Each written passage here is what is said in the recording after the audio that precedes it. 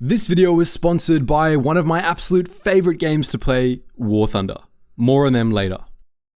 The Galactic Republic was the Star Wars galaxy's dominant power for over 25,000 years. An unimaginably long stretch of time in which the Republic evolved from a small confederation based on trade to a galaxy-spanning behemoth. It did all of this primarily through trade and diplomacy, and though the Republic had imperialist tendencies, it was still unique among the galaxy's great powers for its relative non-violence. But even though the Republic might have preferred trade and cooperation to conquest, most of its adversaries didn't, and this forced the Republic to arm itself at various points in galactic history. The Republic's military forces fought in countless wars over the millennia, and in their time, they were the most powerful armed force in the galaxy. The Republic military left a massive mark on history, and its legacy outlasted the Republic itself, since many of its traditions and doctrines were adopted by the Imperial military.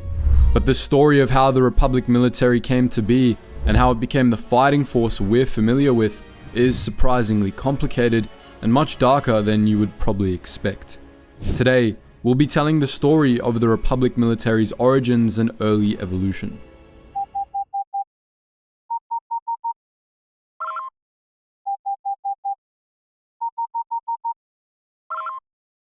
Attention, Sergeant on deck! If you've watched our series on the history of the Republic, you might remember that the Galactic Republic formed 25,053 years before the Battle of Yavin. Following the end of the Unification Wars, dignitaries from major systems across the core worlds met on Coruscant, where they drafted and signed the Galactic Constitution, bringing the Republic into being. But in these ancient times, the Republic was vastly different from the galaxy-spanning government Star Wars fans know and love. When it was founded, the Republic was less of a centralized government and more of a loose confederation that governed trade and prevented internal conflict between Republic members. The Republic's territory was mostly limited to the Arrowhead, the inner region of the core worlds, and most of its member civilizations acted more or less as independent states. The early Republic did have a bare-bones central government led by the Galactic Senate, but it lacked most of the other centralized institutions it would later become known for. In particular, the early Republic lacked a standing military.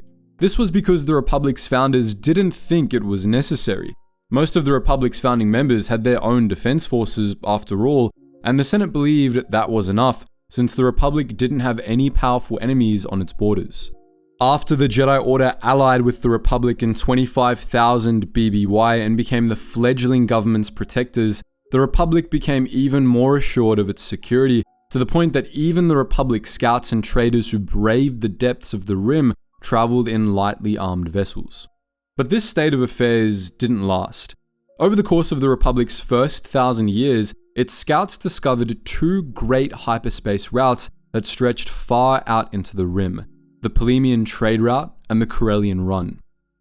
And while I have your attention, let me tell you about the sponsor of today's video, War Thunder, the most comprehensive vehicle combat simulator ever made. War Thunder throws you straight into the chaos of war, putting you behind the controls of history's most powerful war machines, all meticulously detailed, realistically modeled, and paired with sound design so authentic it feels like you're right in the thick of battle. With over 2,500 vehicles across 10 major nations, War Thunder gives you endless ways to play. From the biplanes of the 1920s to modern cutting-edge jets, there's always something new to master. War Thunder doesn't play around when it comes to realism. This game has one of the most sophisticated damage models out there. Every vehicle is modeled down to its individual components. If a specific part gets hit, it behaves exactly how it would in real life. Take out a tank's tracks, and it's not going anywhere. There's simply no game more suited for fans of military history. War Thunder is available on PC, PlayStation, Xbox, and now mobile, which means you can bring the battlefield with you wherever you go. It's available on both iOS and Android with intuitive controls, slick graphics, and that same chaotic, action-packed multiplayer experience now in your pocket. The best part is that it's totally free. Use the links in the description or pinned comment to sign up. New players and returning players who haven't logged in for at least 6 months will get a massive bonus pack exclusively for PC and console users. This limited time bonus includes the exclusive Eagle of Valor vehicle decorator, 100,000 Silver Lions, and 7 days of premium account access. This pack will give you a solid head start, but don't wait too long because it won't be around forever. So what are you waiting for? play War Thunder and join an epic worldwide community of over 70 million players in PvP battles today. As Republic scouts branched out from these routes to explore the depths of space, they began to encroach on the territory of two other powerful civilizations. The first were the satrapies of the Tion Cluster, a fractured collection of pirate kingdoms founded by long-lost human colonists. The second was the Hutt Empire, which in those days was an expansionist military power that stripped wealth and slaves from every planet it encountered. Both of these civilizations envied the wealth and technology of the Republic, which they longed to take for their own. The Senate remained oblivious to this, even after it made contact with the Tionese in 24,500 BBY. The Jedi repeatedly told the Republic that it was in danger, but their warnings fell on deaf ears.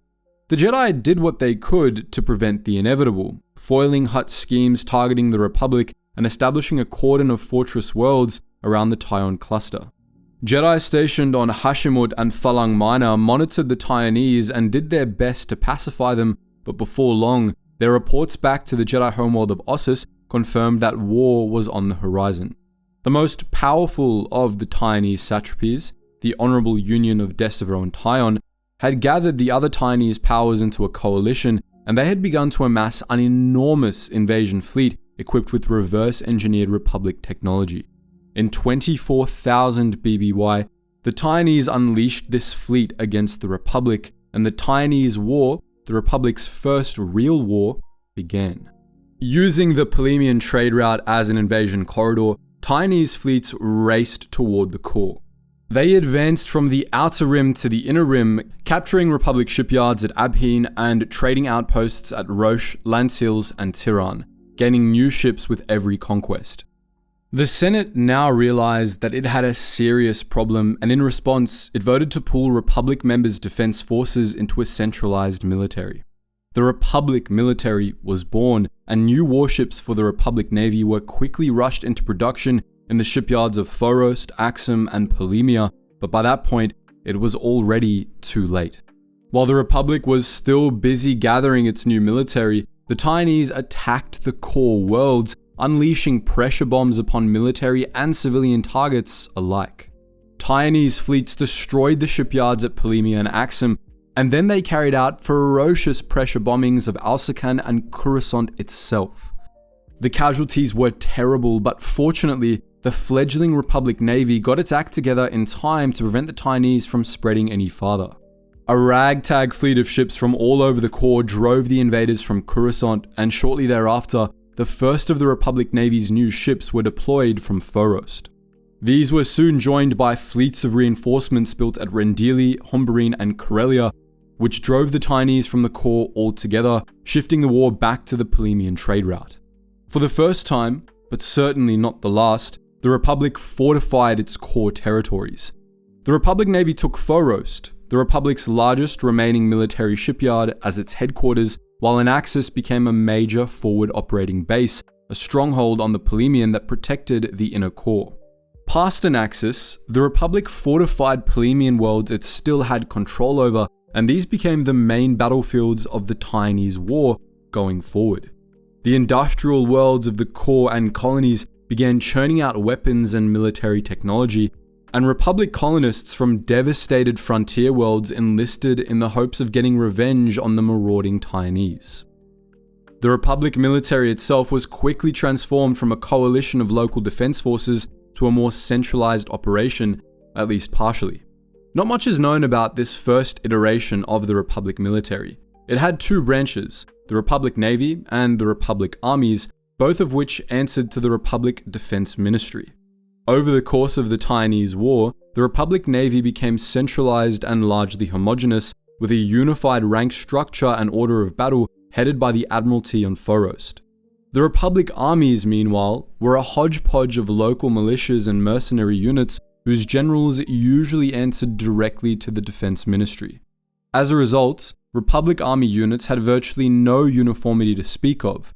Skill and training varied greatly from unit to unit, and in practice, Republic Army units were usually deployed as extensions of Navy fleet groups. This disorganization, as well as the fact that most battles of the Tionese War were naval ones, meant that the Republic military was by far the predominant Republic military branch in these early days. The Tionese War lasted for a century, but after the Republic Navy foiled the initial Tionese invasion of the core, it was mostly a bloody stalemate, a back-and-forth war along the Polemian trade route. Eventually though, the Republic began to gain the upper hand. This was mostly because the Republic was wealthier and more industrialized than the Tion cluster, but the Republic was able to improve these odds even further by convincing the Jedi to join the war effort and by provoking the Hutts into launching raids against the Tionese worlds. The Tionese refused to give up, however. Instead, as defeat loomed closer, they began to radicalize, carrying out increasingly desperate and vicious attacks on Republic worlds. But this only radicalized the Republic in turn, to the great misfortune of the Tionese. The commanders of the Republic Navy decided to pursue a strategy of total war, which eventually allowed it to push all the way back down the Polemian into the Tion cluster itself. In 23,900 BBY, the Republic launched a brutal campaign of pressure bombings against the Tionese worlds, culminating in a singularly vicious attack on Decivro itself, the capital of the Tionese coalition. The Honorable Union of Decivro and Tion offered an unconditional surrender, but the Republic Navy initially ignored it, as the Admiralty decided to completely sterilize Decivro as retaliation for all the massacres the Tionese had committed during the conflict. But the Jedi were able to stop this by threatening to cut ties with the Republic, and the Republic accepted the Honorable Union's surrender instead. The Tion cluster was annexed by the Republic, and after 100 years of fighting, the Tionese War came to an end. But the war's effects would endure for millennia to come. The Tionese War fundamentally transformed the Republic, altering the course of Republic development forever. For starters, the Tionese War made the Republic a galaxy-spanning civilization rather than just another great power. By annexing the Tion cluster and giving Republic membership to neighboring systems that wanted protection from the Hutts and Tionese, the Republic had evolved beyond a simple coalition of core worlds. This, in turn, forced the Republic to become more centralized, as increased central authority was necessary to coordinate military production and deployment across such a broad tract of space. This began a trend of increased centralization that would persist right up until the Clone Wars. Lastly, the Tionese War forced the Republic to militarize, not just in creating the Republic military, but also by devoting part of its industrial base to military production and by arming the Republic's scouts and traders. All told, the Republic soon became unrecognizable relative to how it had been before the war. But the spirit of the early Republic wasn't completely dead, and some of the changes brought on by the Tionese War were reversed in the following years. Most notably, the Senate actually decided to dissolve the Republic military in the war's aftermath. The Republic's more remote members objected to this, but the wealthy core worlds, who were the majority in the Republic at the time, overruled them. They saw the centralized military as a threat, both because of the brutality it had displayed toward the end of the Tionese War and because of the increasing centralization it was causing. With the Tionese pacified and the Hutts kept in check for the time being, the core worlds also believed that the military just wasn't necessary anymore. As a result, the Republic military, navy, and army alike was dismantled. The units of the Republic armies returned to their homeworlds and resumed their service as local defense forces, while the Navy's assets and personnel were divided up between Republic member sectors. Only a small naval task force remained under central control, meant to be dispatched as a rapid response unit to deal with threats on the Republic's frontier. It would be assisted in these operations by the Jedi Order, which began dispatching Jedi Watchmen across known space to ensure the safety of Republic member worlds. The Republic would continue to operate without a centralized military for the next 9,000 years, and in that time, the Republic grew rapidly. Following the Tionese War, the Republic went millennia without another major conflict, and this age of peace allowed it to explore and colonize at a staggering pace. The Expansionist era and the Great Manifest period saw the Republic sweep across the stars, expanding deep into the region known as the Slice. But this rapid expansion caused internal problems, and in 17,018 BBY, at the start of the Indecta era, these came to a head with the outbreak of the First Alsacan conflict, the start of a long-running series of internal wars between Coruscant and Alsacan for control of the Republic. This conflict was less of a true civil war and more of an internal Cold War with occasional flare-ups. A lukewarm war, if you will. There were calls to re-establish the Republic military during the first ElCampro conflict, but the Senate refused, reasoning that the conflict was bad enough without becoming a full-scale civil war. The first ElCampro conflict ended in 16,700 BBY, but it was only the first of 17 ElCampro conflicts, which would go on in the background for most of Republic history. They weren't enough to justify the reformation of the Republic military on their own.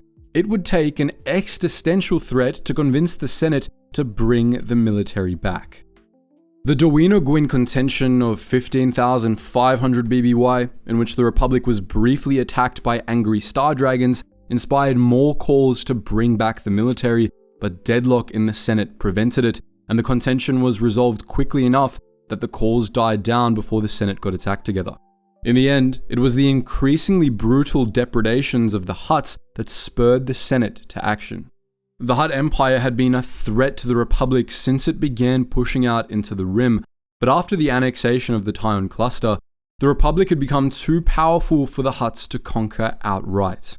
Consequently, despite the ruling clan's certainty that a great war with the Republic was inevitable, the Hutts never launched a full-scale invasion of Republic space.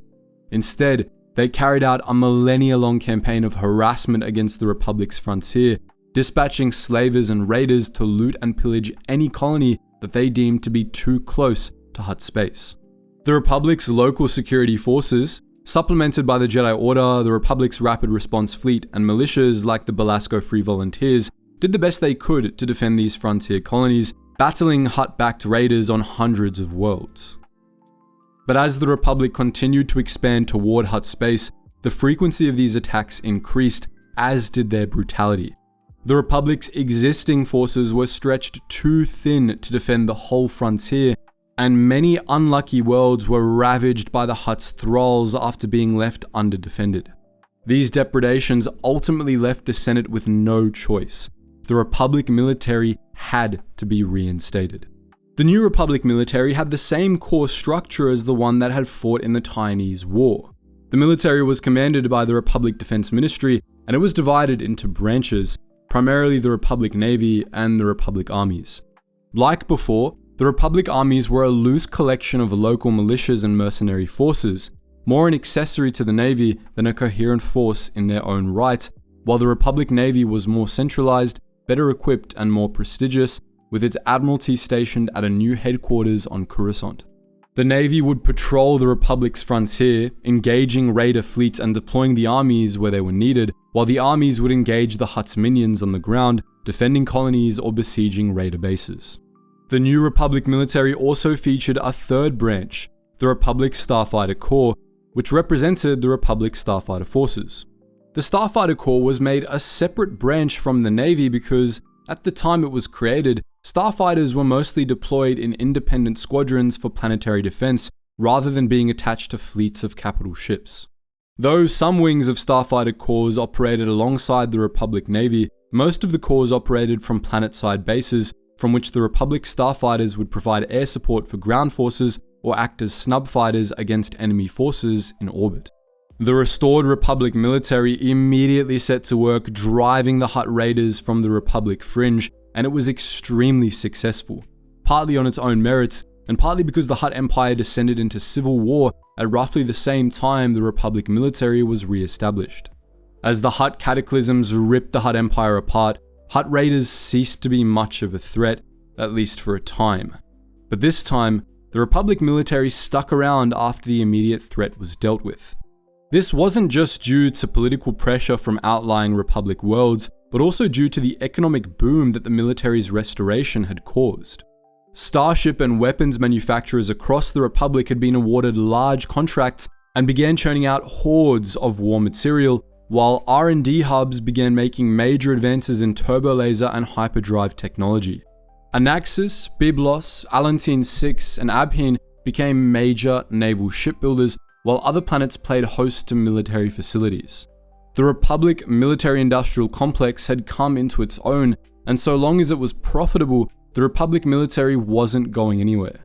From 15,000 to 12,000 BBY, during the Kaimudon era, the Republic military, particularly the Navy, battled slavers, pirates, and other outlaws in the depths of the Rim, winning renown in battles at Esaga, Kalbon, and the Sundered Vale. After the Hutts, now operating as the Hutt cartel, recovered from their civil war and resumed their raids on the Republic frontier, the Republic military was there to turn their attacks aside. The military kept the Republic safe from any and all external threats, but unfortunately for the Republic, external threats were the least of its worries in this period. Throughout the Kaimudon era, corruption began to run rampant in the Republic as megacorporations seized ever more power and Hutt criminal outfits began buying out sector governments. The Republic became increasingly dysfunctional, and unrest over this state of affairs grew rapidly. Power-hungry groups took advantage of this to their own ends, and this culminated with a cult known as the Pius Dea seizing the levers of power in the Republic, to the misfortune of the entire galaxy. In 11,987 BBY, after the impeachment and assassination of the tremendously corrupt Supreme Chancellor Perslia, the Senate elected Contis Pex I as his replacement. Contis Pex was a native Coruscanti who had been a prominent member of the Coruscant Merchants Guild before becoming a senator, and he was a champion of the Pius Dea faith, a religion that had sprung up on Coruscant centuries prior. The Pius Dea worshipped a deity they knew only as the goddess, and their faith was built on the notion that communities could protect themselves from corruption by strictly policing themselves. The Pius Dea were obsessed with the concepts of purity and perfection, and they were quick to write off what they considered imperfect as irredeemable and needing to be purged. In addition, the Pius Dea were strongly humanocentrist, considering non-humans to be imperfect at best and a source of corruption at worst. A sentiment that would become all too common in the Republic under Contis Pex. All throughout his career, Contis Pex I had been a fanatical devotee of the Pius Dea religion, known for his faith-fueled opposition to corruption and intolerance of those who didn't share his high moral standards. This was what had allowed him to become Supreme Chancellor. He stood in stark contrast to the culture of corruption that had taken root in the Senate, and many believed he would be able to clean up the government.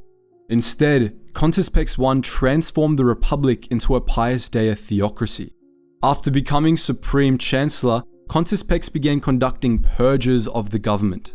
At first, this was ostensibly aimed at eliminating corruption, but it quickly became apparent that Contis Pex was just replacing one form of corruption with an even worse one. Contis Pex handed vacant government posts over to fellow Pius Dea zealots, and before long, he began purging Republic leadership of non-humans and anyone who refused to convert to the Pius Dea faith. In just a few decades, most positions of power in the Republic were reserved for Pius Dea leaders, and these positions would become hereditary, passed down through generations of Pius Dea lunatics. Thus began the Pius Dea era, one of the darkest ages of Republic history, during which the cult would rule for 1,000 years. The evil of the Pius Dea leached into just about every facet of the Republic, the military included. The Republic Navy in particular became a Pius Dea stronghold, its upper ranks filled with some of the most zealous Pius Dea leaders, and Contis Pex would use the Navy's zealotry to unleash a millennium of war upon the galaxy. In accordance with the Pius Dea's belief that aliens were impure and that impurities needed to be purged, Contis Pex sought to use the Navy to wage wars of extermination and conquest against the Republic's non-human neighbors. Consequently, in 11,965 BBY, he declared war on the Hutts, beginning the first of 34 Pius Dea crusades. Over the course of the era, the Republic military transformed from a professional peacekeeping force into a horde of bloodthirsty crusaders. Pius Dea commissars were attached to all military units, conducting inquisitions to expose and purge apostates, heretics, and alien sympathizers, just as the Pius Dea's politicians were doing in the Senate. These enemies of the Pius Dea were named proscribed by the cult, and their entire families were forbidden from joining the military or holding political power for 3 generations, ensuring that power remained firmly in the hands of the Pius Dea.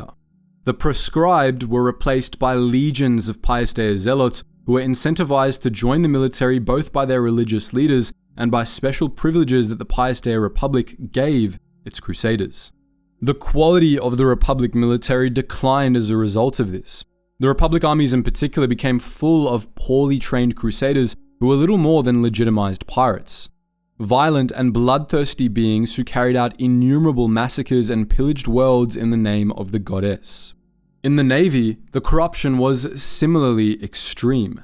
By 11,500 BBY, most of the Republic navy consisted of sinister, black-armored cathedral ships which were commanded by missionaries instead of proper naval officers, and which functioned more like cultish pirate ships than military vessels.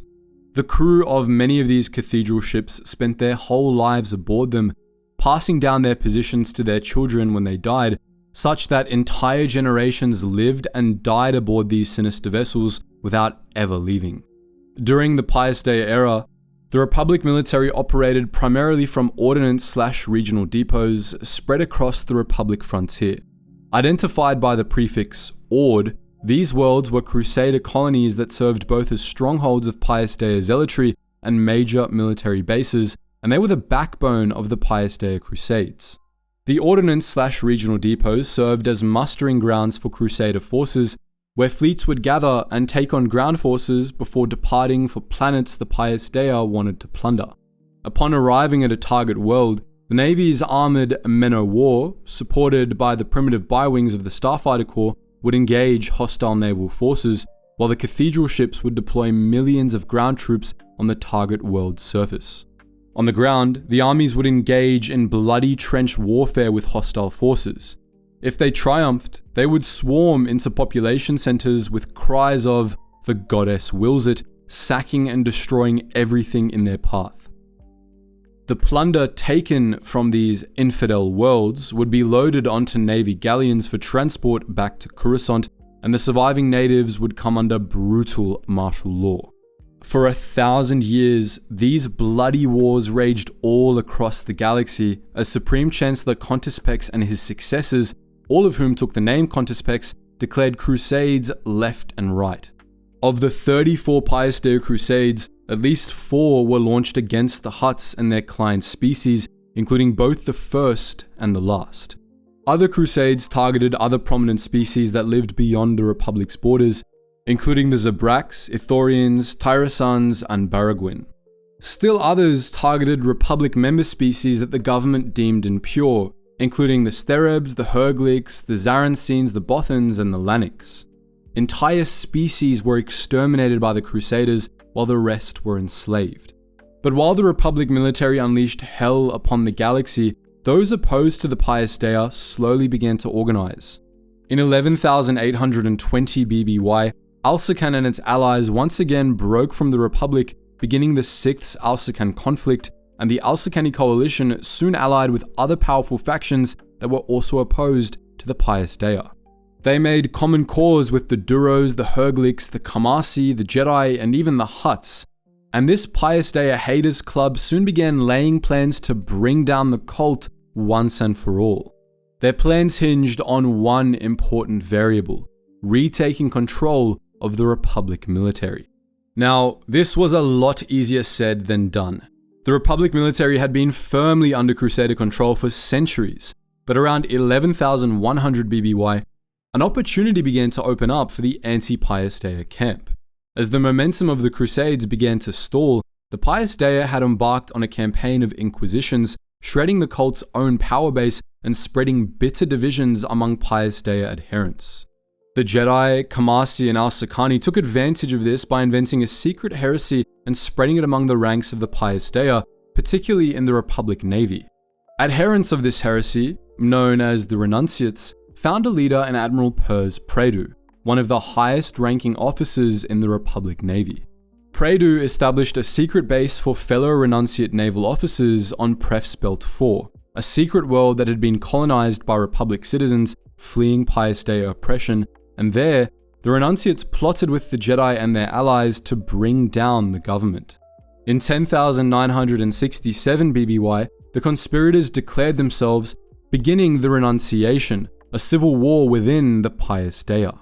In a brief but bloody conflict, the Pius Dea tore itself apart as the Renunciates and the faithful battled one another aboard cathedral ships, ordnance/regional depots, and even in government offices. The Jedi led fleets of Al-Sakani, Duros, Herglick, and Hutt warships against faithful stronghold worlds, and with their support, the Renunciates quickly gained the upper hand. Fighting nonetheless lasted for a year before the Renunciates deployed their trump card, the Bureau of Ships and Services. The Bureau was responsible for, among other things, ensuring that Starship's navigational charts were up to date, and this made it one of the most powerful institutions in the entire galaxy. So important that not even the Pius Dea had dared to mess with it. When the Bureau decided to support the Renunciates, they seeded the navicomputers of every ship in the Pius Dea Faithful's fleet with rogue navicomputer code, and a year into the Renunciation, they activated it. On the Bureau's signal, every ship controlled by the Faithful jumped to hyperspace. Most of the fleet was sent in random directions. Many ships were steered into stars or black holes, while others were sent deep into interstellar space. Those that survived this jump had their navicomputers, hyperdrives, and communication systems disabled upon exiting hyperspace, and their crews were left to starve to death in the vast emptiness of space.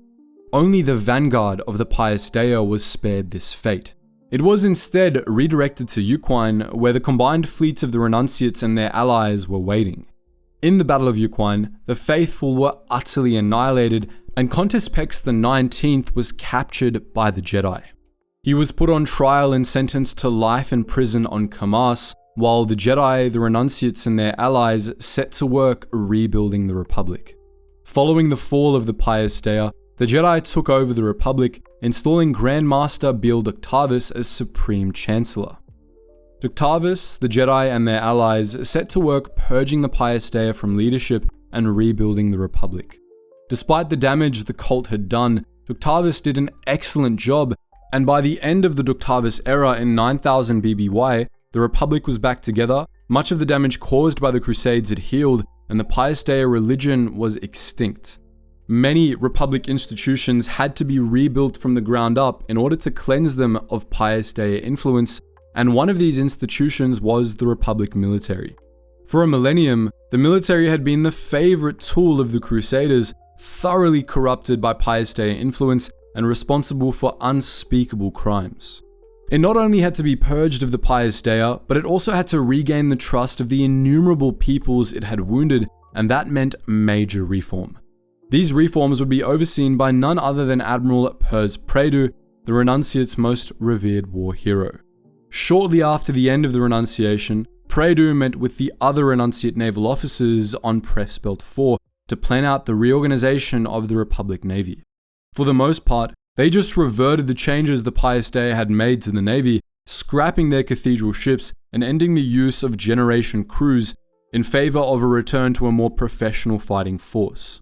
But they made a number of innovations as well, instituting a slew of new traditions, internal structures, and changes to the Navy's organization.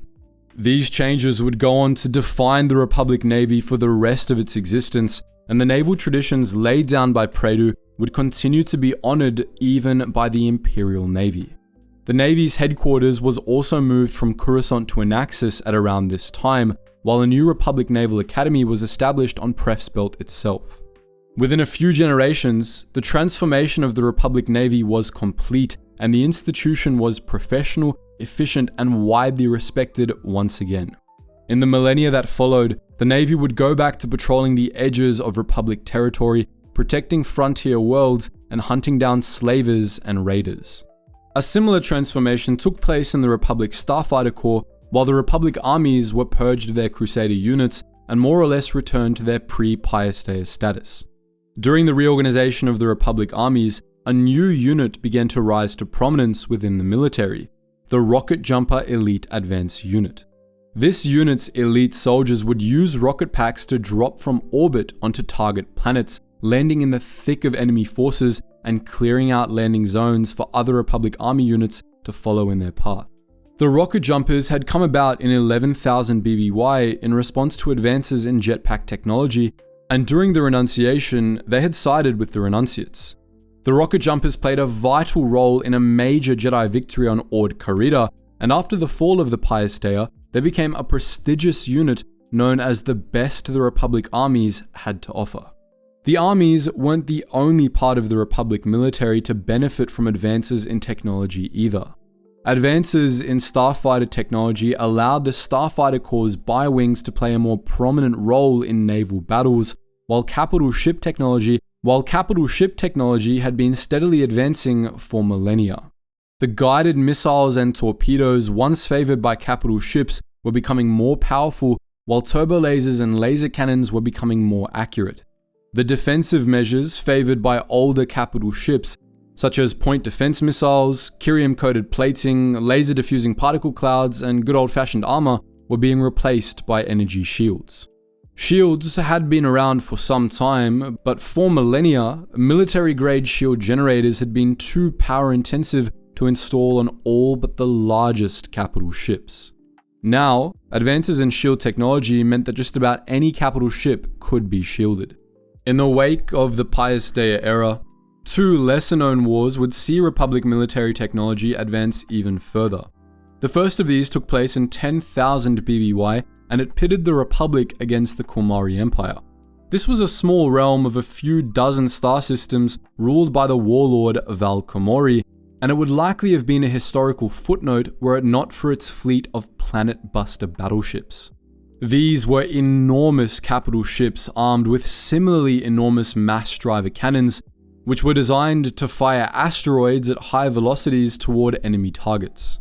These weapons could pulverize enemy capital ships with a single hit, and they could unleash apocalyptic bombardments against enemy planets, making them effective weapons of terror.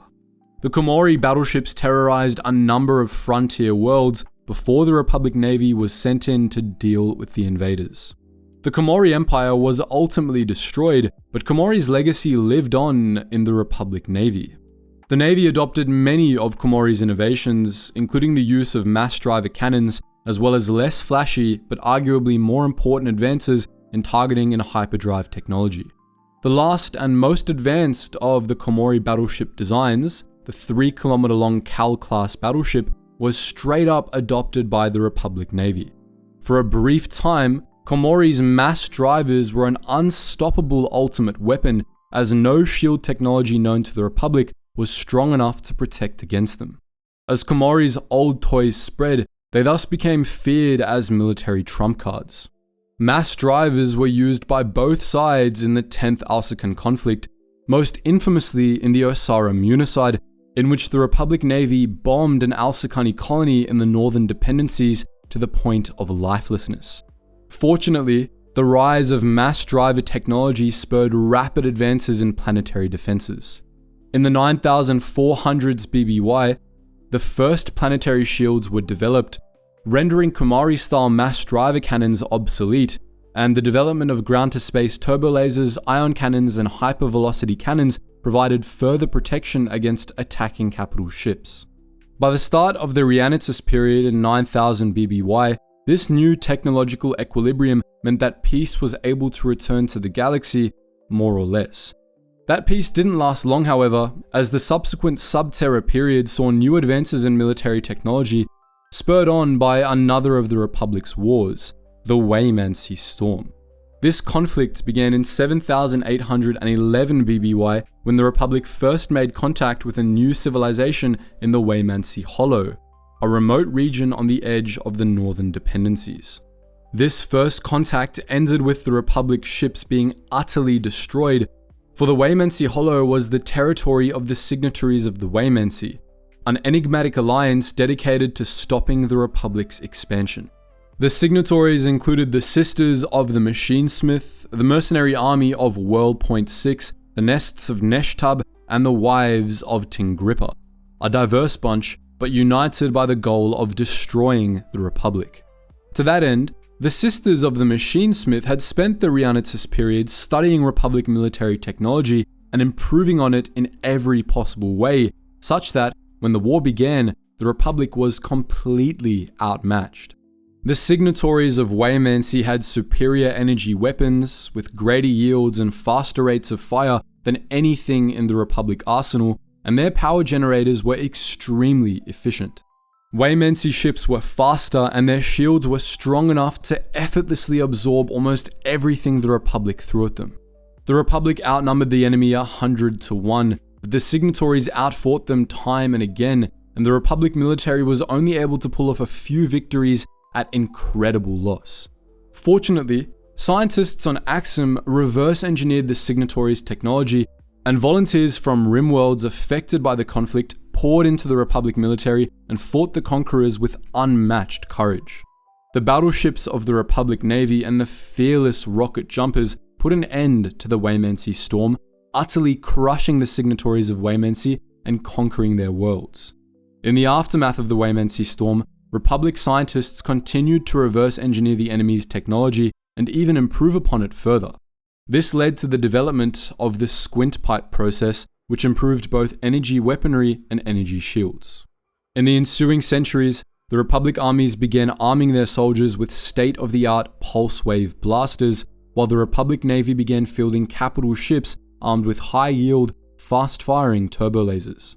For a time, capital ship-grade turbolasers were powerful enough that deflector shields became useless, but further advances led to more efficient shields that could stand up to the new generation of capital ship weapons. The advancements also allowed smaller starships to be shielded, and the Republic Navy went from relying primarily on massive battleships to a mix of battleships, cruisers, and smaller gunships. By the start of the Mandaron period in 7000 BBY, the Republic was unchallenged as the dominant power in the galaxy, and its military was unrivaled in terms of technology and manpower. The Republic armies and their elite rocket jumpers kept the peace, while the Starfighter Corps and the Navy patrolled the stars, keeping raiders out of Republic space. The Republic military as we know it had come into its own.